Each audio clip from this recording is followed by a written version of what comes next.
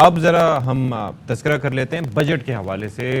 Budget जो है वो पेश किया जाना है कल, और इस हवाले से डिटेल्स जो सामने आई हैं वो ज़रा आप तक पहुंचा देते हैं। बजट का हजम जो है 13,800 अरब रुपए से ज़ायद होगा, ज़राए ये बताते हैं, और 7,300 अरब रुपए कर्ज और सूद की अदायगी पर खर्च होंगे।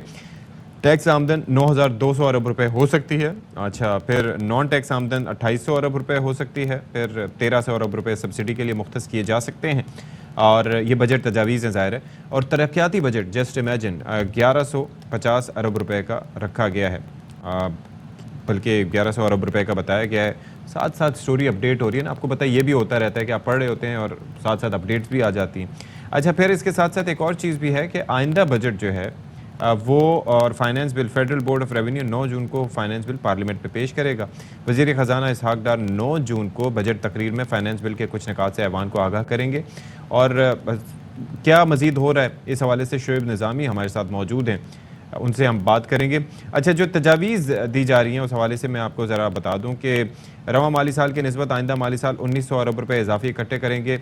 और नॉन फाइलर्स के लिए mutual funds real investment trust पर 30% से ज़्यादा टैक्स का फैसला।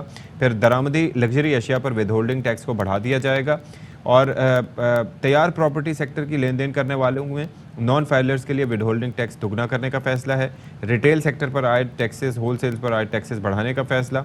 नॉन फाइलर्स के लिए प्राइस बॉन्ड्स की खरीदो फरोख्त करने पर विद होल्डिंग टैक्स बढ़ाया जाएगा। और फिर इंडस्ट्रियल इंपोर्ट्स पर कम से कम टैक्स की शरह को बढ़ाने की तजवीज़ है।